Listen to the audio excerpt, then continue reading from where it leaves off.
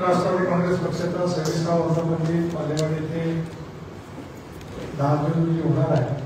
त्यानिमित्ताने पूर्ण पाहणी केली आणि त्या सर्व पूर्ण शहरातील पत्रकारांशी संवाद करण्याच्या हेतूने आज मार्गदर्शन असलेले प्रदेश आमदार शिवराज महिलांचे अध्यक्ष आरएमएचे अध्यक्ष प्रदेश चाकणकर शहराचे अध्यक्ष सुनील टिंगरे शोभा जगताप माझे ज्येष्ठ सहकारी आमदार केतन तुपे लक्ष्मीताई भोसले प्रदेश उपाध्यक्ष प्रमोद इंदुराव सुरेश नागुले पिंपरीचे अध्यक्ष योगेश बहेन महिलांचे अध्यक्ष प्रदेशवर आलेले माझे सर्व पदाधिकारी शहराचे कार्याध्यक्ष आणि मंत्री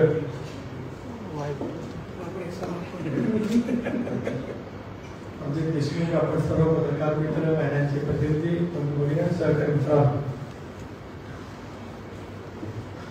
विधानसभेच्या निवडणुकीच्या अपूर्व यशाच्या नंतर राष्ट्रवादी काँग्रेस पक्षाचा 10 जूनचा वर्धापन दिन सोहळा म्हणून पुण्याच्या बालेवाडीच्या ऐतिहासिक परिसरामध्ये साजरा करण्याचं राष्ट्रवादी काँग्रेस पक्षाच्या सर्वच राष्ट्रीय अध्यक्ष नंबर अजितदादा कार्याध्यक्ष डॉक्टर प्रदेशाध्यक्ष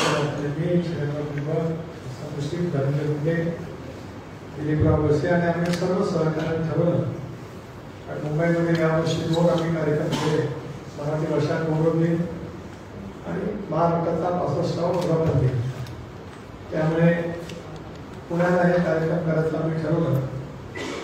वर्धापन दिन साजरा करत असताना सोहळा साजरा करत असताना महाराष्ट्राच्या कार्यात आज विधानसभेच्या निवडणुकीच्या नंतर प्रचंड वेळचं उत्साहाचं वातावरण पक्षामध्ये निर्माण झालेलं आहे।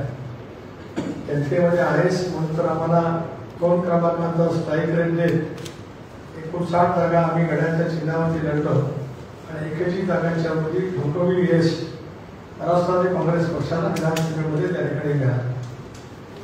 खरं आहे की आगामी स्थानिक स्वराज्य संस्थांच्या निवडणुका सर्वोच्च न्यायालयाने दिलेल्या निर्देशानुसार ऑक्टोबर महिन्यामध्ये किंवा 4 महिन्याच्या कालावधीमध्ये राज्य सरकारला पूर्ण करायचे आहे।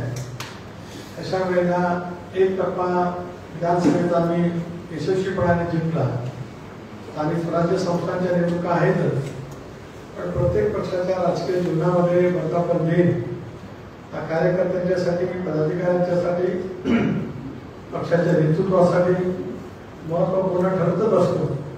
कारण पुढच्या वर्षामध्ये आम्ही नेमकं काय करायचं आहे याचे एक उद्दिष्ट जनतेसमोर राहतच। पाठीमागचं सेवानिवड आपण करत असतो।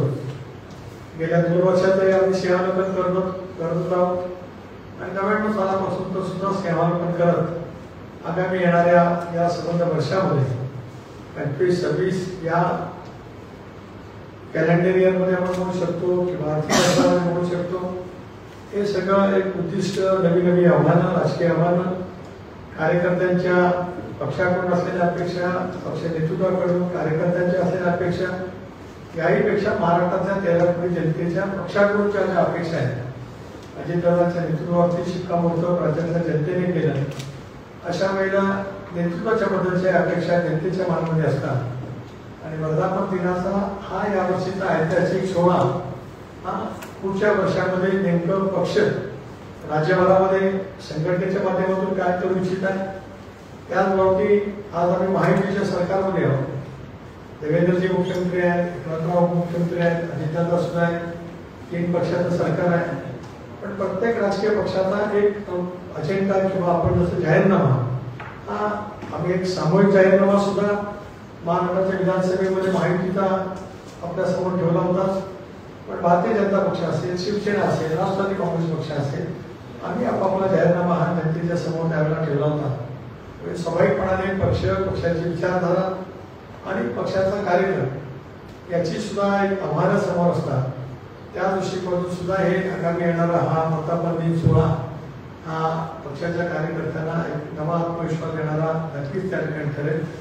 पक्षाचे सर्वच वरिष्ठ नेते मंडळी, मी एकटा लोकसभा सदस्य, राज्यसभा सदस्य, माजी खासदार, विधानसभा सदस्य, विधान परिषद सदस्य, माजी आमदार, दोन्ही सभागृहाचे पक्षाचे उमेदवार, पक्षाचे जिल्ह्याचे सर्व अध्यक्ष, पक्षाचे प्रदेशवरील पदाधिकारी, पक्षाचे फ्रंटल ऑर्गनायझेशनचे सर्व सन्माननीय प्रमुख हे सगळेच या कार्यक्रमाच्या निमित्ताने उपस्थित राहणार आहे। संख्येपेक्षा कार्यकर्ता जो महत्वाचा आहे, जो आज त्या तालुक्यामध्ये किंवा बूथ न्याय त्या ठिकाणी पक्ष चालत असतो, त्या प्रमुख कार्यकर्त्याची उपस्थिती ही त्या दिवशी आम्हाला सर्वांनाच अभिप्रेत त्या ठिकाणी आहे। म्हणून आम्ही विभागवार सुद्धा समन्वयक नेमले, त्या त्या विभागाची जबाबदारी समन्वयकांना दिले, प्रदेश पातळीवरून त्या समन्वयकाची सुद्धा एक पदाधिकारी आम्ही जोडलेला आहे आणि इथली सगळी जबाबदारी पुणे शहर, पुणे ग्रामीण आणि पिंपरी चिंचवड शहर या प्रमुख शहरातील अध्यक्ष पदाधिकारी यांच्यावरती सुद्धा आम्ही सोपवलेली आहे। आणि मला विश्वास आहे की हा तारखेचा हा हप्ता वर्धापन सोहळा नेत्रदीपक वातावरणामध्ये त्या ठिकाणी पार पडेल। पुढील वर्षाचं उद्दिष्ट नजरेसमोर ठेवत नव्या आव्हानाला सामोरं करण्याचं बळ घेऊन कार्यकर्ता त्या दिवशी जाईल असा विश्वास या निमित्ताने मी व्यक्त करतो। आपल्या सर्वांना सुद्धा प्रदेशाध्यक्षांना विनंती करतो की 10 तारखेला आपल्याला इतर काही कामं याची मला माहिती आहे, पण तरी 3 वाजताची वेळ काढून आपण त्यावेळेला उपस्थित राहावं अशी प्रदेशाध्यक्ष नात्याने आपल्याला विनंती करतो। त्याचा प्रसिद्ध हेतू आपल्यासमोर विशद केला, आपल्याला काय मोठेपणाने सवाल करत असेल आपण करावं अशी विनंती। ते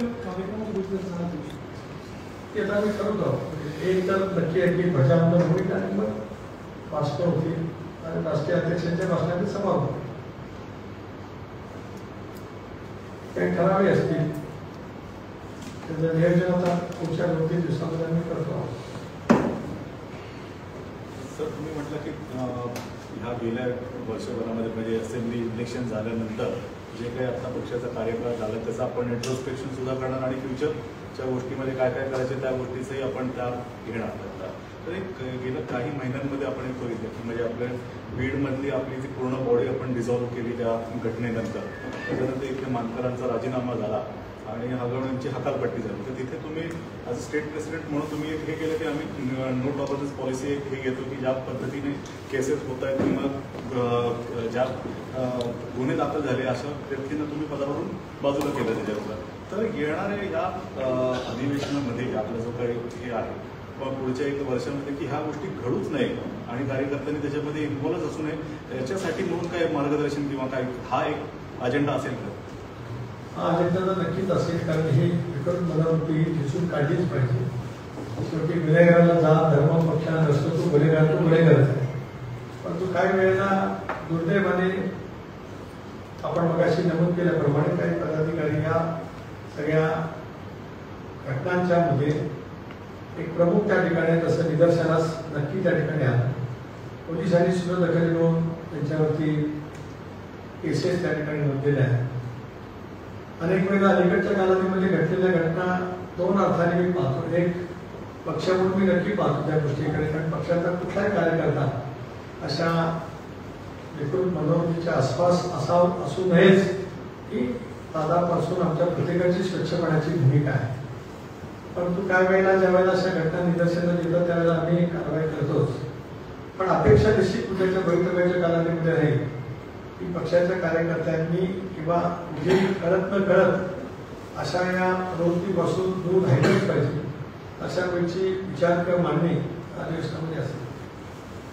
सर, आपण म्हटलं की भविष्यातला आपण विचार करणार आहे महापालिका निवडणुकीच्या दृष्टीने भाजप स्वबळाचा प्रयत्न करतो, तुमची भूमिका काय असणार पुणे म्हणा पिंपरी चिंचवड सारख्या मोठ्या शहरात? राज्यामध्ये महायुती म्हणून पण मी वारंवार म्हटलं, आजही आपल्या बाबतीत म्हणतो की एक नेतृत्व आहे, त्याचबरोबर ती 3 पक्षांचे एक समन्वय समिती आहे, त्याच्यामध्ये महात्मे प्रदेशाध्यक्ष आहेत, मी निश्चित आहे, रवींद्र चव्हाण आहे, उदय सामंत आहे। आम्ही ह्या सगळ्या स्थानिक उदाहरणार्थ महापालिका, तर महापालिका निहाय आम्हाला चर्चा करावी लागेल। मुंबई महापालिका आहे, पुणे आहे, पिंपरी चिंचवड आहे, संभाजीनगर आहे, नागपूर आहे, त्या महापालिका निहाय आम्ही चर्चा करू। जिल्हा परिषदेमध्ये सुद्धा जिल्हा परिषद निहाय चर्चा करावी लागेल, नगरपालिकेमध्ये सुद्धा अशा प्रकारची चर्चा त्या ठिकाणी करावी लागेल। पण वेगवेगळ्या ठिकाणी वेगवेगळी राजकीय परिस्थिती त्या ठिकाणी आहे आणि ती राजकीय परिस्थिती लक्षामध्ये घेऊन महायुतीच्या ऐक्याला तडा जाणार नाही, पण निवडणुकीला सामोरं जाताना कशाकडून जायचं त्याचा विचार नक्की करायला सुरू. यापूर्वी सुद्धा ज्या वेळेला आघाडीची सरकार आपण पाहिली, या राज्यामध्ये पहिल्यांदा आघाडीचं सरकार आलं 95, काँग्रेस इतर सरकार, त्यावेळेला शिवसेना भाजप होती, त्यावेळेला सुद्धा अनेक ठिकाणी स्वतंत्रपणे निवडणुका लागल्या. 99 ते 2014 पर्यंत काँग्रेस, राष्ट्रवादी काँग्रेस पक्ष आणि काही मित्र पक्षांचं सरकार त्या ठिकाणी होतं, लोकशाही आघाडीचं सरकार म्हणून होतं. त्यावेळेला सुद्धा स्वतंत्रपणे निवडणुका लागल्या गेल्या. त्यानंतर 14 ते 19 भाजप आणि शिवसेनेचं सरकार होतं, काही निवडणुका वेगळ्या लागल्या. 19 ते 24 निवडणुका झाल्या नाही. त्याच्यामुळे वेगवेगळी सरकार आली. सुरुवातीला महाविकास आघाडी, युती आणि नंतर महायुती. पण निवडणुकीला सामोरे गेलं फक्त लोकसभा विधानसभेत. पण आपण प्रश्न विचारला तो अत्यंत योग्य आहे आणि त्याच्यामुळे त्या परिस्थितीचा आढावा घेऊन आम्ही निर्णय घेऊ. पण निर्णय घेत असताना ऐक्याला तडा जाणार नाही, एकसंघपणाने आम्ही आहोत हे महाराष्ट्रातल्या जनतेसमोर ठेवण्याचा आमचा प्रयत्न आहे. समजा म्हणजे हायपोथेटिकली समजा तुम्ही वेगवेगळे लढला आणि महाविकास आघाडी तुमच्या विरोधात एकत्र लढली तर त्याचा काही परिणाम होईल? एक असं आहे की हा पण हायपोथेटिकल प्रश्न, हायपोथेटिकल उत्तर देतो की महाविकास आघाडी सुद्धा एकत्रित असं दिसत नाही. म्हणजे आता विशेष अधिवेशन बोलवण्यामांना सुद्धा दिसत नाही. राज्यामध्ये सुद्धा वेगवेगळे प्रश्न ज्यावेळेला मांडले जातात त्यावेळेला सुद्धा खूप विसंगती दिसते. आपण हायपोथेटिकल आहे, कदाचित एकत्र असू शकते, तसे आम्ही एकत्रितच आहोत. पण शेवटी एक असं आहे की मी मागे सांगितल्याप्रमाणे प्रत्येक महानगरपालिका निहाय वेगळी राजकीय परिस्थिती आजही आहे. ते आम्हाला कोणाला नाकारता येणार नाही. कार्यकर्त्यांच्या गेल्या बघा शेवटच्या निवडणुका झाल्या 2016ला जिल्हा परिषद काही नगरपालिकेच्या झाल्या, 17ला महापालिका आणि जिल्हा परिषद झाल्या. 8 वर्ष निवडणुका नाही. निवडणुका म्हणजे 17 वर्ष 5 वर्ष कारकीर्द होती पण 8 वर्ष नाही. स्वाभाविकपणाने तरुण कार्यकर्ते आहेत, भगिनी आहेत, वर्ग असा असतो की ज्याला निवडणुकीची अपेक्षा असते. तर याचा सगळ्या सारासार विचार करून आम्ही निर्णय करतो. सर, तुम्ही बोलताना म्हणालात की अजितदादांना पक्ष नेतृत्व म्हणून जनतेने मान्यता दिलेली आहे. आत्ताचा हा वर्धापन दिन खूप महत्त्वाचा असणार आहे पक्षासाठी. अशा या सगळ्या परिस्थितीमध्ये राष्ट्रवादी, जी दुसरी राष्ट्रवादी आहे, ते एकत्र येण्याची काही चिन्ह आहेत का? बऱ्याच वेळा त्यावर चर्चा झाल्या आणि अनेक आपल्याच पक्षातल्या आमदारांनी तशी मनशाही व्यक्त केली होती की दोन्ही राष्ट्रवादी एकत्र येणं गरजेचं आहे. तर या वर्धापन दिनानिमित्त त्यावरही चर्चा होईल का? नाही, कारण वर्धापन दिनाच्या निमित्ताने व्यापक याच्यामध्ये चर्चा कधीच होत नसते. एक राष्ट्रवादी काँग्रेस पक्ष मला विचारलं की 2-3दा मुंबईला पत्रकार परिषदेतून स्पष्ट केले अशा वेळची कुठली चर्चा, कुठलाही प्रस्ताव यांनी करण्याचा किंवा इतर काय असते तर तो राष्ट्रवादी काँग्रेस पक्षाकडे आलेलाच नाही. त्यामुळे आम्ही जे काही सामूहिक नेतृत्वाच्या माध्यमातून निर्णय करतो आमचा एक कोण त्याच्यामध्ये या विषयावरती चर्चा नाही. त्याच्यामुळे कुठे टप्प्यामध्ये मी हेही म्हटले की आताही पुन्हा अधोरेखित करतो की राष्ट्रवादी काँग्रेस पक्षाने भारतीय जनता पक्षाबरोबर सरकारमध्ये जावं अशा अनेक वेळा चर्चा झाल्या, ज्याच्यात माझाही सहभाग त्या चर्चेमधला महत्त्वाचा. 2014 असेल त्यावेळी मी प्रदेशाध्यक्ष होतो, त्यावेळी बाहेर पाठिंबा दिला. 16ला सरकारमध्ये जाण्याची चर्चा अंतिम टप्प्यामध्ये गेली. लोकसभेच्या जागा आम्ही निश्चित केल्या, मंत्रिमंडळाची संख्या निश्चित केली. काही कारणाच्या मध्ये झालं नाही. 19ला सुद्धा चर्चा झाली होती, 22लाही झाली होती, परंतु त्या तिथपर्यंत पोहोचलो आणि नाही झालं. पण नंतर आम्ही दादाच्या नेतृत्वाखाली सामुदायिक निर्णय केले. त्याच्यामुळे आपण जो म्हणताय एक बाब मी अधोरेखित करतो. वर्धापन दिनाच्या पूर्वसंध्येला आम्ही जो सामूहिक निर्णय घेतला अजितदादाच्या नेतृत्वाखाली, प्रफुल्लभाईच्या नेतृत्वाखाली, इंडियामध्ये सहभागी होण्याचा, नरेंद्र मोदी साहेबांच्या नेतृत्वाखाली, अनिलभाईच्या नेतृत्वाखाली देशात ते राज्यात आज महायुतीमध्ये आहोत. त्या आमच्या निर्णयापासून आम्ही तसंही बाजूला नाही. आता आम्हाला जनतेने 5 वर्ष काम करण्याची संधी एकत्रित साधारण देते. त्यामुळे या विचाराशी समरस असणारे पक्षाला जोडू शकतात.